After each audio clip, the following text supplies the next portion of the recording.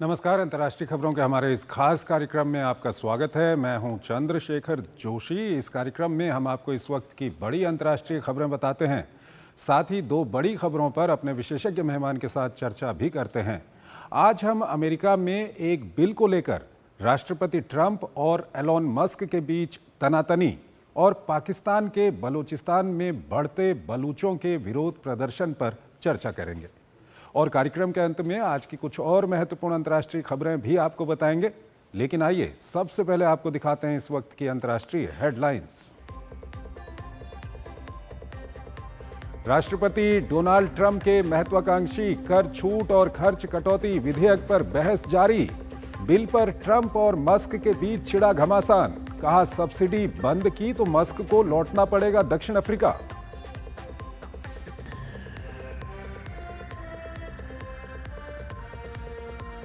बलूचिस्तान में पाकिस्तानी सेना और विद्रोहियों के बीच बढ़ा टकराव। अलगाववादियों ने कई सरकारी इमारतों को किया आग के हवाले।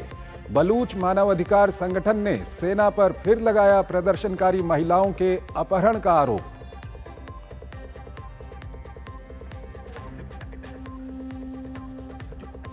तुर्की में पैगंबर मोहम्मद के कथित कार्टून पर विवाद के बाद प्रदर्शन। सुरक्षा बलों ने कार्टूनिस्ट समेत 4 लोगों को किया गिरफ्तार। राष्ट्रपति एर्दोआन ने कार्टून को बताया घृणित और उकसावे वाला।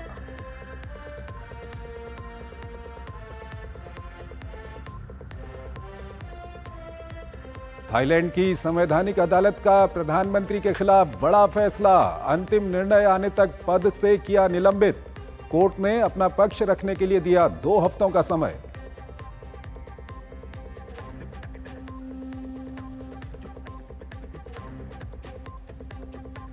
पेरिस में भयंकर गर्मी की वजह से एफिल टावर बंद। 1000 से अधिक स्कूलों में छुट्टी की घोषणा। बार्सिलोना में टूटा 100 साल पुराना रिकॉर्ड। कई यूरोपीय देशों में पारा 40 डिग्री के पार।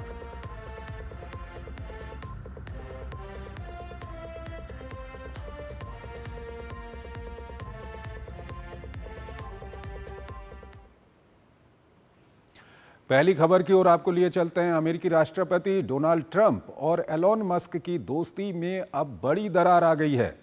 दोस्ताना संबंध अब दुश्मनी में बदलते हुए दिख रहे हैं। हालात यहां तक पहुंच चुके हैं कि डोनाल्ड ट्रंप ने एलोन मस्क को अमेरिका से बाहर का रास्ता दिखाने की बात कही है, तो दूसरी ओर मस्क ने अमेरिकी राष्ट्रपति ट्रंप की नीतियों के खिलाफ नई पार्टी बनाकर डोनाल्ड ट्रंप को सत्ता से बाहर करने की घोषणा कर डाली है। आइए आपको एक रिपोर्ट के जरिए दिखाते हैं कि मामला कितना गंभीर हो चुका है। यह रिपोर्ट देखिए। कभी एक दूसरे के बेहद करीबी रहे अमेरिकी राष्ट्रपति डोनाल्ड ट्रंप और एलन मस्क की दोस्ती में दरार इतना बढ़ गया कि दोनों आपस में ही बयानों के तीर चलाने लगे। डोनाल्ड ट्रंप ने जहां इलेक्ट्रिक वाहन सब्सिडी को लेकर एलन मस्क की आलोचना करते हुए करदाताओं के पैसे बचाने के लिए कटौती का सुझाव दे दिया, तो मस्क ने भी ट्रंप के बिग ब्यूटीफुल बिल पर आंखें तरेर दी। अमेरिकी राष्ट्रपति ने कहा कि सरकारी अनुदान में कटौती से मस्क को अपनी दुकान बंद कर दक्षिण अफ्रीका लौटना पड़ेगा। फिर उनकी कंपनी न तो इलेक्ट्रिक कार बना पाएगी और न ही स्पेस एक्स के रॉकेट सैटेलाइट लॉन्च होंगे। ट्रंप ने दावा किया कि मस्क को सरकारी सब्सिडी के तौर पर इतना पैसा मिला जितना शायद किसी और को नहीं मिला। उन्होंने डोजे को मामले की विस्तृत जांच का सुझाव दिया है। खैर, दोनों के बीच मामला इस कदर बढ़ चुका है कि मस्क ने बिल पारित होने पर नई राजनीतिक पार्टी बनाने का ऐलान कर दिया है। बिल की तीखी आलोचना करते हुए मस्क ने समर्थन करने वाले सांसदों को प्राइमरी चुनाव में हराने की चेतावनी दे डाली। बहरहाल, दोनों के बीच जारी लड़ाई का अंत और बयानों की बयार बहनी कब बंद होगी, ये फिलहाल साफ नहीं है। लेकिन सीनेट में ट्रंप के ड्रीम विधेयक को लेकर जोर आजमाइश जारी है। सीनेट में सोमवार को सुबह शुरू हुआ मतदान अगले दिन भी जारी रहा। डेमोक्रेटिक पार्टी तो एकजुट होकर बिल का विरोध तो कर रही है। माना जा रहा है कि फाइनल मतदान के दिन कई रिपब्लिकन सीनेटर भी इसके खिलाफ जा सकते हैं। बिल में टैक्स छूट और खर्च में बड़ी कटौती का प्रावधान है।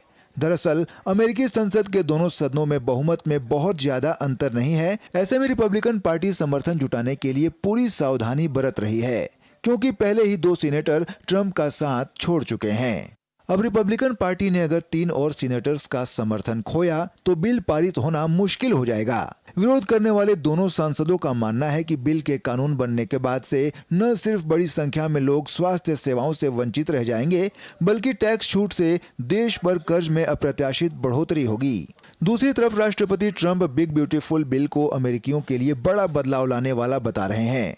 उनका मानना है कि वो इस विधेयक के जरिए अमेरिका फर्स्ट की नीति को साकार बना पाएंगे। लेकिन आलोचकों ने बिल को अमेरिका पर व्यापक प्रभाव डालने वाला करार दिया है।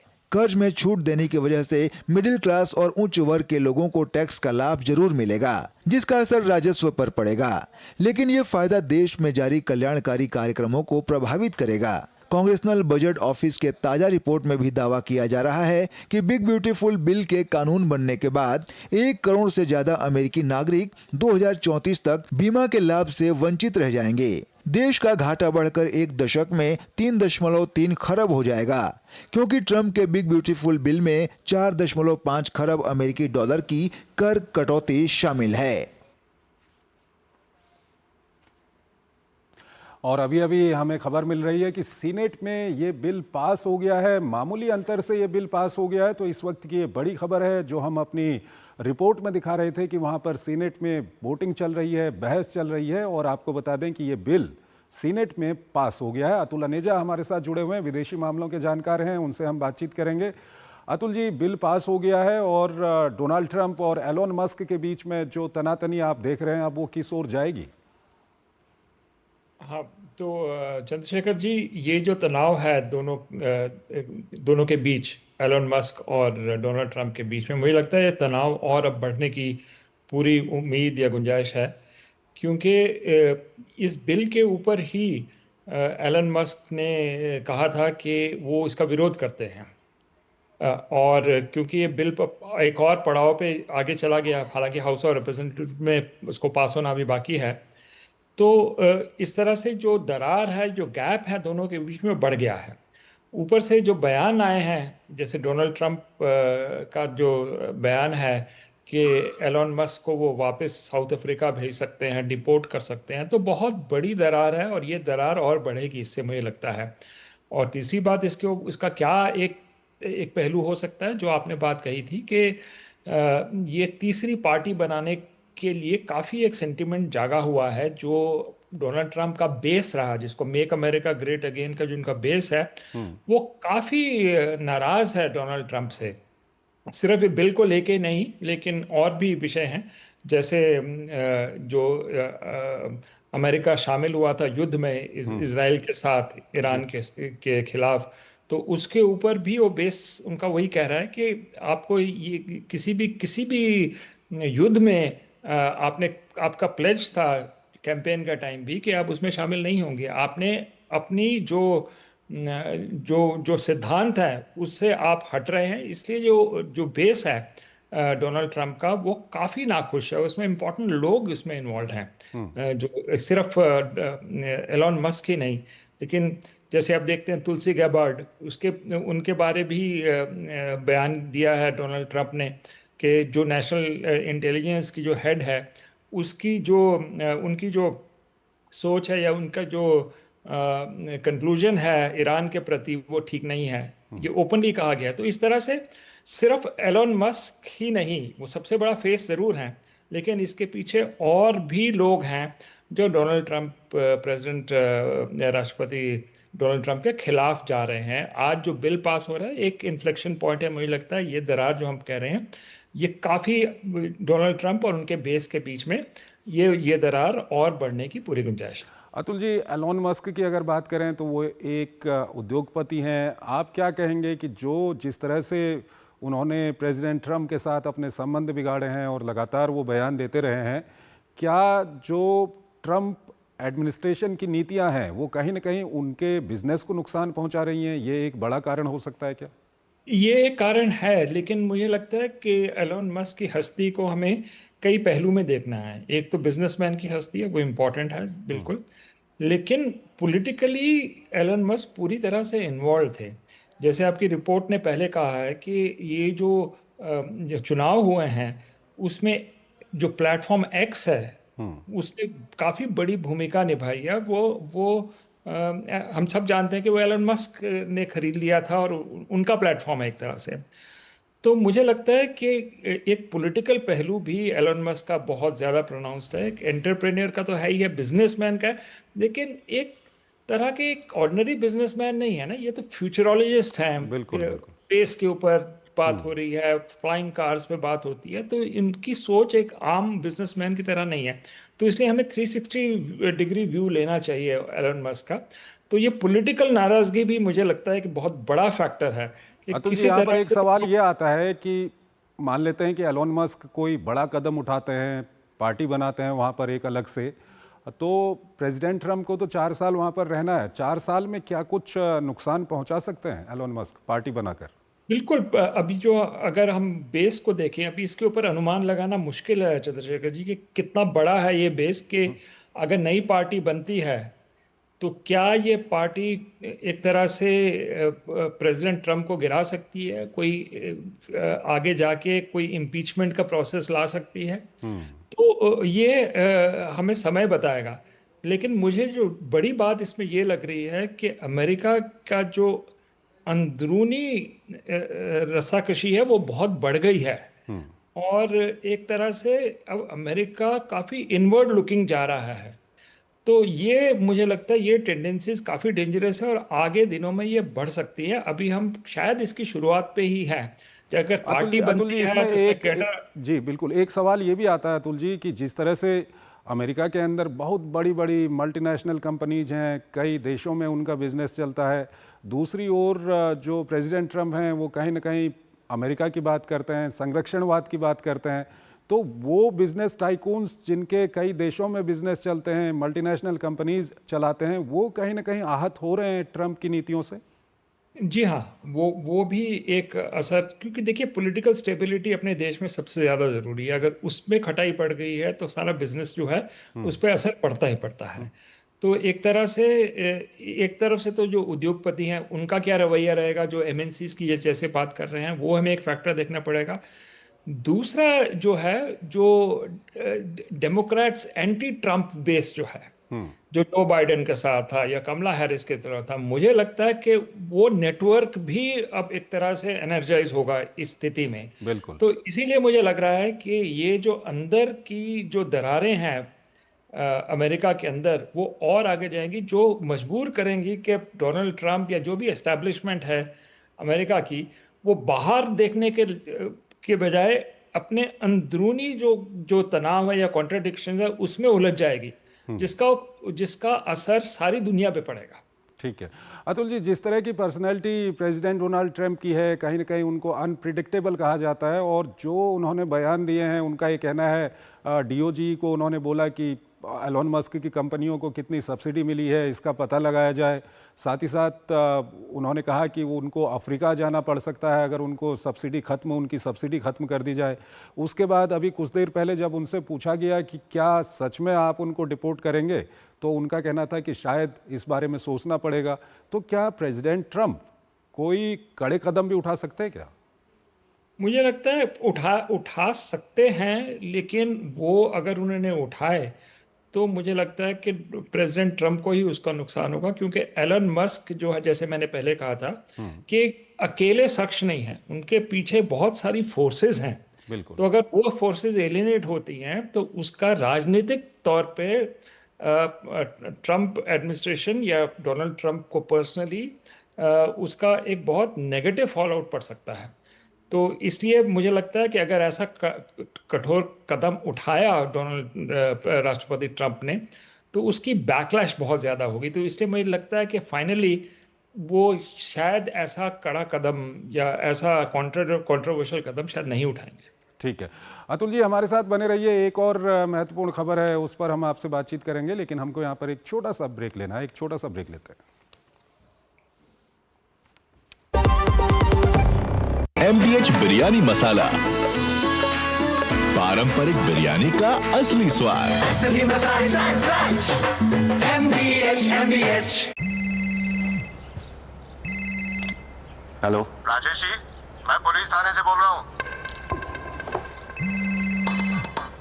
फिर से? आप डिजिटल अरेस्ट में हो, दूसरे कमरे में जाइए अकेले। आपके पार्सल में ड्रग्स मिले हैं, लंबे जाएंगे। 10 लाख दीजिए, बच जाएंगे। सर इतने कहाँ से? एक लिंक भेजा है, अभी प्रोसेसिंग के लिए 2 लाख भेजिए, बाकी बाद में। सर 2 लाख? क्या हुआ पापा? बेटा ये कह रहे हैं कि मेरे पार्सल में से ड्रग्स मिले हैं। अरे काट दिया। पैनिक मत कीजिए पापा, डिजिटल अरेस्ट जैसा कुछ नहीं होता है, ये सब फ्रॉड है। फ्रॉड? पुलिस, बैंक, आरबीआई इत्यादि के नाम से आने वाले साइबर अपराधियों के फोन या वीडियो कॉल से सावधान रहें। उन्हें कोई पैसे ना भेजें और तुरंत पुलिस में रिपोर्ट करें। अगर समझदारी नहीं दिखाओगे तो पैसे गवाओगे। आरबीआई कहता है जानकार बनिए, सतर्क रहिए। जो लक्ष्य चुना था समझ आने लगा है। जीएलए यूनिवर्सिटी, उच्च लक्ष्य की निश्चित प्राप्ति। कैंट गोल्ड से पानी होता है ज्यादा प्योर, बैक्टीरिया के अलावा हानिकारक सिस्ट भी निकलती है। बिना बिजली से चलने वाला वाटर प्योरीफायर जो पानी को शुद्ध करे और बीमारियों से बचाए। अब हर परिवार होगा स्वस्थ कैंट से। शादी का किचन महके जहाँ, गोल्डी किचन किंग मसाले हो वहाँ। गोल्डी लाई है फ्रेश लॉक टेक्नोलॉजी जो रखे मसालों को हर समय फ्रेश। स्वागत है आपका ब्रेक के बाद। पाकिस्तान के बलूचिस्तान में हालात काफ़ी बिगड़ चुके हैं। एक और बलोच अलगाववादी लगातार पाकिस्तानी सेना और सरकारी कार्यालयों पर हमले कर रहे हैं, तो वहीं ईरान और अफगानिस्तान को जोड़ने वाले अब्दोही बॉर्डर को बंद करने को लेकर भी बलोच प्रदर्शन कर रहे हैं। दूसरी ओर पाकिस्तानी सेना पर बलोच महिलाओं और युवकों के अपहरण के आरोप के जो मामले हैं वो फिर जोर पकड़ने लगे हैं। ये रिपोर्ट देखिए। पाकिस्तान के बलूचिस्तान प्रांत में हालात फिर से खराब हो गए हैं। पाकिस्तानी प्रशासन और आर्मी के अत्याचारों से तंग आकर पिछले कुछ सालों से बलूचों का आंदोलन लगातार तेज हो रहा है, जिसके बाद ये काफी हिंसक भी हो गया है। ऐसी ही एक घटना में मंगलवार को पाकिस्तान सरकार और बलूच विद्रोहियों के बीच टकराव देखने को मिला। बलूचों ने राजधानी क्वेटा से 40 किलोमीटर दूर मास्टुंग इलाके में जोरदार हमला किया। यहां बलूच हमलावरों ने शहर में घुसते ही पहले मास्टुंग के तहसील कार्यालय में बम धमाका किया और फिर 2 बैंक और कई सरकारी इमारतों को आग के हवाले कर दिया। बलूच विद्रोह लंबे समय से पाकिस्तान सरकार के दमन, संसाधनों के दोहन और सैन्य अत्याचारों के खिलाफ चल रहा है और मास्टुंग में बढ़ती हिंसा एक बार फिर इस बात को उजागर करती है कि बलूच आंदोलन की आग थमी नहीं है बल्कि और भड़कती जा रही है। वहीं दूसरी ओर यहां लगातार विरोध प्रदर्शन हो रहे हैं और जनता सरकार की नीतियों से नाराज दिखाई दे रही है। बलूच मानवाधिकार संगठन बलूच यकजहती समिति के कार्यकर्ता और नेता 5 दिनों से शांतिपूर्ण तरीके से सड़कों पर विरोध प्रदर्शन कर रहे हैं, जिसमें बड़ी संख्या में आम जनता भी जुड़ रही है। ये विरोध प्रदर्शन पाकिस्तान सरकार के उस फैसले के खिलाफ हो रहे हैं जिसमें इजराइल ईरान युद्ध के समय अब्दोही बॉर्डर को बंद कर दिया गया था और अब युद्ध खत्म होने के बाद भी वो बॉर्डर नहीं खोला गया। बॉर्डर बंद होने की वजह से बलूचिस्तान में खाने पीने की चीजों से लेकर पेट्रोल, डीजल और रोजमर्रा के व्यापारिक सामान की सप्लाई ठप हो गई है। दूसरी ओर बलूचों पर पाकिस्तान सेना के अत्याचार लगातार जारी हैं। यहाँ सेना पर बलूच युवाओं को गायब करने के आरोप तो पहले से ही लगते रहते थे, लेकिन अब बलोच युवतियों को गायब करने के मामले भी सामने आ रहे हैं। ताजा मामला जीशान जहीर की हत्या से जुड़ा है, जो अपने लंबे समय से गायब पिता को ढूंढने के लिए प्रदर्शन में शरीक हुआ था। कहा जा रहा है कि जीशान के पिता भी कई साल पहले पाकिस्तानी सेना के खिलाफ प्रदर्शन में शामिल हुए थे, जिन्हें अधिकारियों ने अगवा कर लिया और उनकी हत्या कर दी। जीशान के पिता का तो अता पता नहीं चला, लेकिन जीशान ने अपनी जान गंवा दी। वहीं 1 महीने में दूसरी बलोच महिला गायब बताई जा रही है। मानवाधिकार संगठन बलूच यकजहती समिति सेना पर आरोप लगा रही है कि 30 वर्षीय रुबीना बलोच का सोमवार को तुर्बत शहर से उसकी बहन के घर से अपहरण कर लिया गया। दरअसल बलूचिस्तान में जीशान, रुबीना जैसे लोगों के गायब होने का ये पहला मामला नहीं है। पिछले कुछ वर्षों से ऐसी घटनाएं सामने आ रही हैं जिसमें सेना का विरोध करने के बाद आम लोगों का या तो अपहरण हो जाता है या उनकी हत्या कर दी जाती है और बाद में उनकी लाशें बरामद होती हैं। अतुल अनेजा हमारे साथ जुड़े हुए हैं, विदेशी मामलों के जानकार हैं, उनसे हम बातचीत करेंगे। अतुल जी, ये बलूचिस्तान की हम बात करें तो कुछ महीनों पहले हमने देखा था कि काफ़ी वहाँ पर आंदोलन काफ़ी बढ़ गया था या आंदोलन बढ़ने की खबरें आती थी, और उसके बाद कुछ महीने बीच में हमने देखा कि उस तरह की खबरें नहीं आ रही थी या खबरें दबा दी गई थी। लेकिन अभी एक बार फिर वहाँ पर इस तरह के आंदोलन देखे जा रहे हैं, और चाहे वो पाकिस्तानी सेना पर हमले की बात हो या पाकिस्तान के सरकारी कार्यालयों पर हमले की बात हो, काफ़ी वहाँ पर बढ़ गया एक बार। बिल्कुल चंद्रशेखर जी, ये जो आंदोलन है काफी समय से चल रहा है, पर कई सालों से चल रहा है, लेकिन उसका एक नया फेज हम देख रहे हैं। ये आज नहीं देख रहे, ये हम अभी अगर अब मैं कुछ पीछे के इंसिडेंट्स अगर देखें तो आपको याद होगा कि वो जाफर एक्सप्रेस ट्रेन के ऊपर अटैक हुआ था, बिल्कुल। और वो उसकी रिस्पॉन्सिबिलिटी बलूचिस्तान लिबरेशन आर्मी यानी कि बीएलए ने ली थी। तो एक तरह से वो एक बेंचमार्क इवेंट था जिससे पूरी दुनिया का जो एक तरह से अटेंशन है इस विद्रोह और इनकी जो स्ट्रगल है उसके ऊपर गया था, और कुछ दिन के लिए थोड़ा सा थमा था, लेकिन अब फिर हम देख रहे हैं कि जो स्टेट के सिंबल्स हैं उसके ऊपर अटैक्स बढ़ गए हैं। और जो नया एलिमेंट आ रहा है कि जो ह्यूमन राइट्स या मानव अधिकार की बातें हो रही हैं, उसमें भी एक नया एंगल आ रहा है, जिसमें महिलाओं के ऊपर अत्याचार या किडनैपिंग्स वगैरह की खबरें और बढ़ गई हैं, जो पहले से ज़्यादा हो गई हैं। तो वो एक नई तीव्रता वहाँ भी हमें नज़र आ रही है।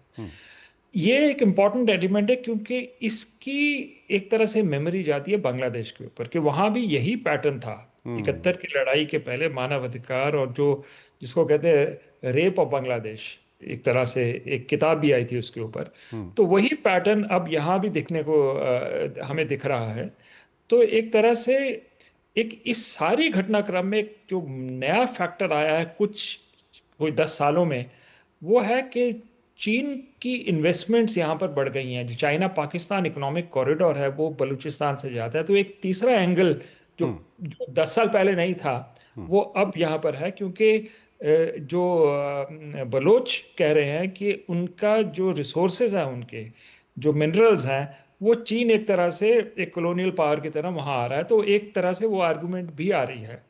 तो कई नए पहलू इसमें अब जुड़ चुके हैं, और मुझे लग रहा है कि इनकी बलोच की जो स्ट्रगल फॉर इंडिपेंडेंस है उसमें काफ़ी एनर्जी और काफ़ी मोमेंटम अब हमें सामने दिख रहा है। अतुल जी, इसके अलावा जो अबदोही बॉर्डर है, जिसको लेकर अभी वहाँ पर पिछले 5 दिनों से लोग सड़कों पर बैठे हुए हैं, कह रहे हैं कि इस बॉर्डर को आप खोलिए, इस बॉर्डर के बंद होने की वजह से हमारे यहाँ महंगाई हो गई है, जो हमारी ज़रूरत का सामान है वो वहाँ पर नहीं आ पा रहा है। ये इस आंदोलन को आप कैसे देखते हैं? देखिए, ये एक तरह से, क्योंकि हालांकि बहुत ज़्यादा रिसोर्सेज हैं बलूचिस्तान के अंदर, लेकिन गरीबी हम देखें तो बहुत ज़्यादा है। तो एक रिसोर्स, तो उसके लिए लोग रोज़मर्रा की, जैसे पेट्रोल है, डीजल है, ये काफ़ी स्मगल होके आता है, ईरान से आता रहा है। तो अगर और भी खाने पीने का सामान जो है वो भी काफ़ी यहाँ से ईरान बॉर्डर क्रॉस करके यहाँ पर बलूचिस्तान में आता है। तो ये जो बॉर्डर बंद हुआ है, इससे ऑब्वियसली लोगों को जो है बहुत ही कठिनाई महसूस हो रही है। मुझे लगता है ये बंद होने के कारण और भी है। अगर हम देखें कि जब युद्ध शुरू हुआ था इजराइल और ईरान के बीच में, तो एक तरह से ईरान नहीं चाहता था कि ये बॉर्डर भी किसी तरह से ऐसे इस्तेमाल हो जो सैनिक कार्रवाई ईरान कर रहा है उसको किसी तरह से क्षति पहुंचे।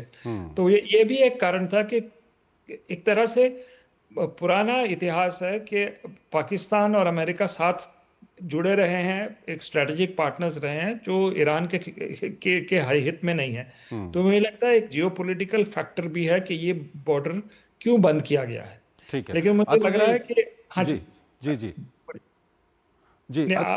अतुल जी, अब तीसरा सवाल आपके सामने रखना चाहूँगा मैं। तीसरा सवाल काफ़ी महत्वपूर्ण है, क्योंकि आज भी जो वहाँ पर बलूच समितियाँ हैं उन्होंने ये आरोप लगाया है कि पाकिस्तानी सेना ने एक युवती का आज अपहरण किया है वहाँ पर, और उनका कहना है कि 1 महीने पहले एक युवती का और वहाँ पर अपहरण किया गया था। ये युवकों के और लोगों के अपहरण करना, उनको हत्या करना, ये सब आरोप तो पाकिस्तानी सेना पर लगते रहते थे, लेकिन अब पाकिस्तानी सेना ने वहाँ पर महिलाओं को भी नहीं छोड़ा। बिल्कुल, तो यही है कि जो मानव अधिकारों की बात है उसमें भी जो वायलेशंस ऑफ ह्यूमन राइट्स है वो बढ़ गई है, और वो हम सामने अब देख रहे हैं कि बहुत सारे यूथ को उठा के ले जाते थे, डिसअपीयरेंस, एनफोर्स डिसअपीयरेंसेस काफ़ी हुई हैं बलूचिस्तान के अंदर। लेकिन एक नया एंगल आ गया है कि जब महिलाओं को जो है टारगेटेड तरीके से एक तरह से उनके ऊपर एक तरह से आक्रमण किया जा रहा है पाकिस्तान फौज की तरफ से, तो ये भी दर्शाता है कि कितना डेस्परेट हो गया पाकिस्तान। और यही पैटर्न हमने देखा है बाकी जगहों पे, जैसे मैंने बात की थी बांग्लादेश पे, इसी पैटर्न पे पाकिस्तान गया था।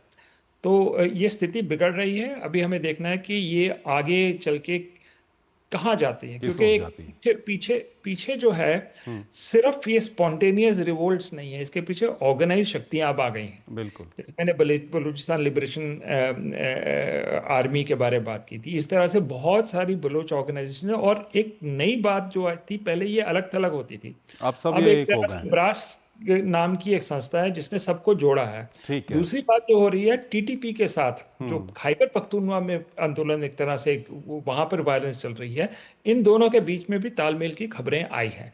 इसलिए अलग तरीके से काफी तो पाकिस्तान के लिए काफी मुश्किलें हो सकती हैं आने वाले दिनों में। बहुत बहुत शुक्रिया आपका हमारे इस कार्यक्रम से जुड़ने के लिए और अपना महत्वपूर्ण विश्लेषण हमारे दर्शकों के साथ साझा करने के लिए।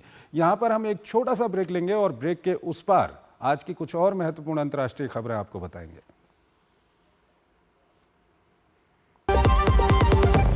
सस्ते वाले दाल मसाले स्वाद हुआ बेकार, एमडीएच की हल्दी मिर्ची धनिया करे कमाल, रंग दे ये खुशबू दे ये तीखा ये कम पड़े, क्या निराला एमडीएच मसाला।